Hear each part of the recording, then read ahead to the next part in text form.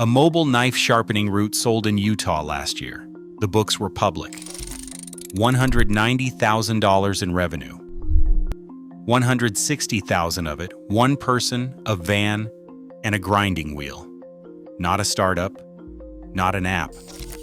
The same tool your great-grandfather used. Most people under 40 don't know this trade still exists. That is not a coincidence. Half the trades on this list quietly pay more than the office job you were told to want. Number 3, collapsed from 44,000 workers to about 4,000. And the wait to hire one is now measured in months. Number 1 fell from 120,000 shops to roughly 3,500, and the survivors turned customers away.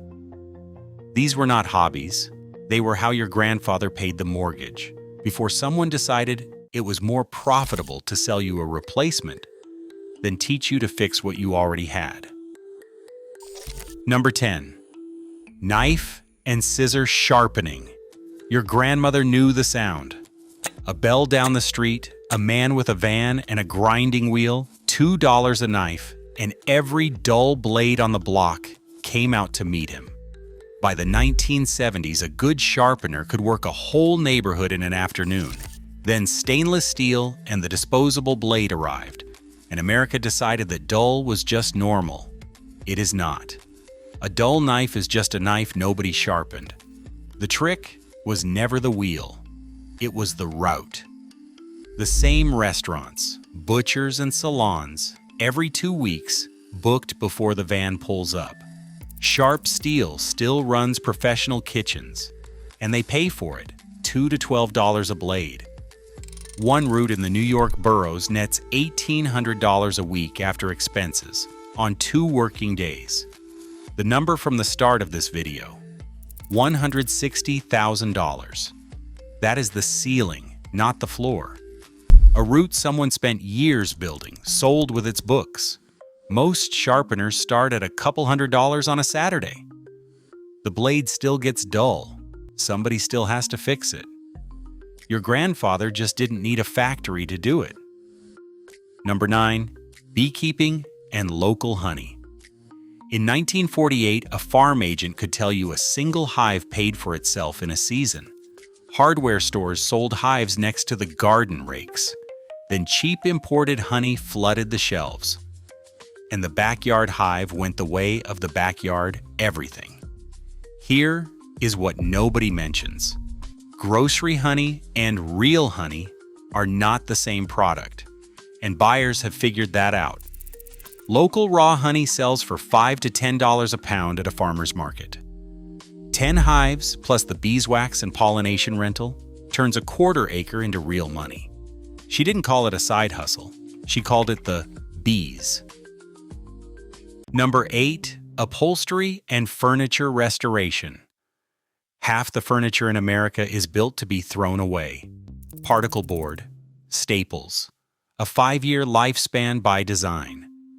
IKEA and flat pack furniture didn't just change what we bought. It changed what we thought was worth fixing. Every town used to have someone who could strip a chair to its frame and bring it back. That person aged out. Nobody trained a replacement. The American furniture repair and reupholstery business is still worth around $2 billion a year. Upholsterers charge $40 to $100 an hour, and the average job runs about $650. A worn-out solid wood piece bought for $50 at an estate sale, redone over a weekend, sells for 10 or 20 times that. An old upholsterer put it best. "It's a dying trade," he said, but the demand never died. Same frame, new fabric, 20 times the price. Look at what these first 3 have in common. Nobody killed them. The old hands got old, the work went quiet, and no one trained a replacement. That is not a tragedy. That is an opening. When a trade nearly disappears, the few who stay get to name their price. The next trades are the same story. Then, near the end of this list, the story changes. Because some trades didn't fade on their own. Somebody pushed. Number 7, chimney sweeping.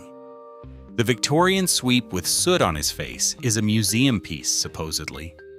Gas companies spent decades selling clean heat as the upgrade. But the flue didn't disappear. Wood stoves came back, fireplaces never left. And fire codes still require the work, because a blocked flue is how houses burn down.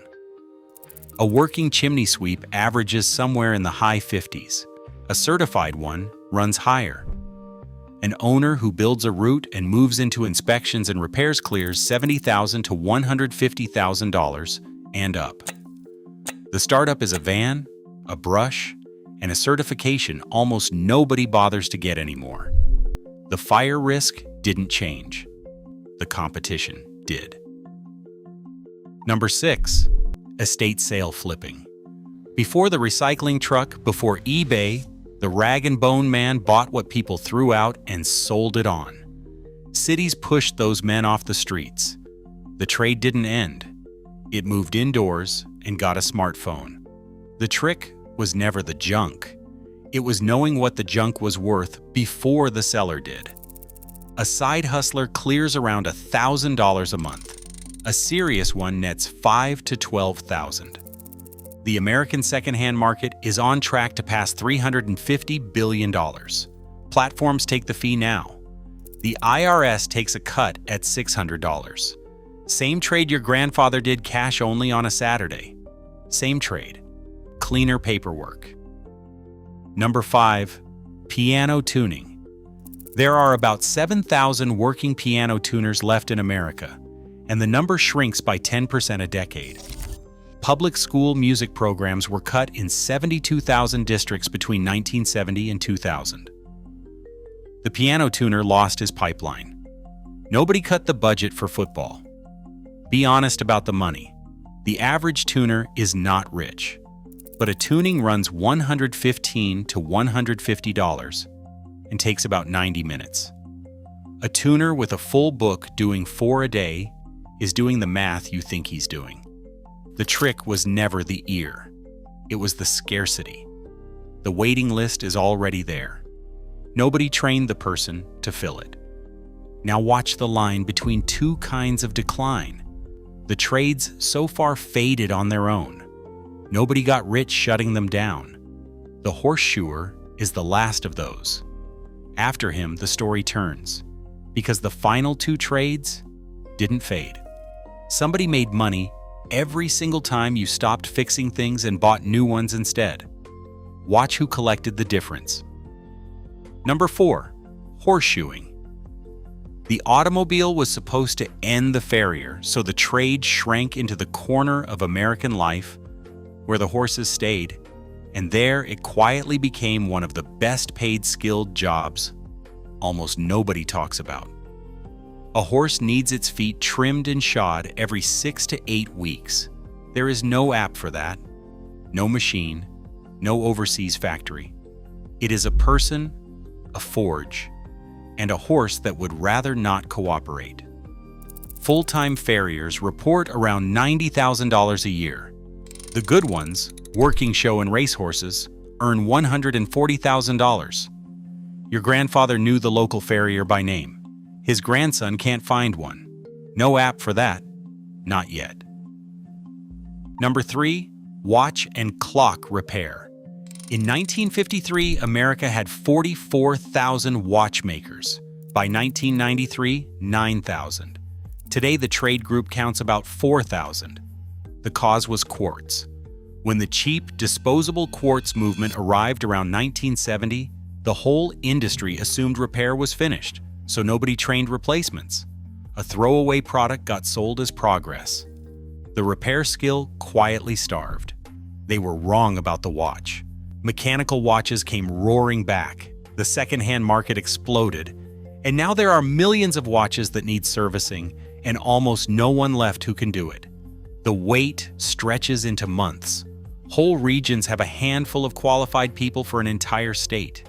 The watch didn't stop needing repair. The repairman just stopped being replaced. Number 2. Appliance repair. This is the one with a real villain. Your grandmother's refrigerator lasted 25 years, and her son could fix it with a screwdriver. Today's appliances are designed to fail, and designed to resist repair. There is a name for the first part, planned obsolescence, and a newer trick for the second, called parts pairing, where the manufacturer uses software to block anyone but themselves from fixing the machine. The repair costs more than the appliance. You buy a new one, they collect the difference. That worked until it didn't. There are around 80,000 appliance technicians left in America, and the workforce is aging out. Meanwhile, a repair-it culture is pushing back. New laws are too. Colorado banned parts pairing. Europe now requires 10 years of spare parts. The machine breaks on purpose. Somebody still has to fix it, and there aren't enough somebodies. Your grandfather fixed his own. They made sure you couldn't. Number 1. The cobbler. Before the Second World War, America had 120,000 shoe repair shops. Today there are around 3,500, most run by people past 65 with no apprentice. The collapse tracked almost exactly with the rise of fast fashion. In the early 1990s, chains flooded the country with cheap synthetic shoes, and the logic flipped. Why pay $40 to resole a pair when $50 buys a new one? Here's the answer they trained out of you. A new pair falls apart in a year. A resoled pair lasts another decade. Cheap shoes just teach you to stop doing that math. Now meet the man who still does it. In Portland, Maine, Dan Lentz runs Roy's Shoe Shop, the oldest shoe repair shop in the state, opened in 1923. He started shining shoes there at 12, where his father was the cobbler. He is 59 now, working the bench beside his own son and daughter, one of the last half-dozen cobblers in the whole state. His shop is busier than it has ever been. People drive in from all over the city, carrying shoes nobody else will fix. A good pair of leather boots costs $300 to $700 new. Resoling them runs about $60 and buys 10 more years. The high-end customer knows it and is hunting for someone who can do the work. As Dan put it, for the ones still standing, this is the best time of their career because they're the last ones left. Every trade on this list tells one story. It didn't stop working. It stopped being convenient for somebody larger to let you do it yourself, or it simply got abandoned while everyone looked away. The skills are still teachable. The tools are still cheap. The competition has mostly retired without training a soul. Pick one.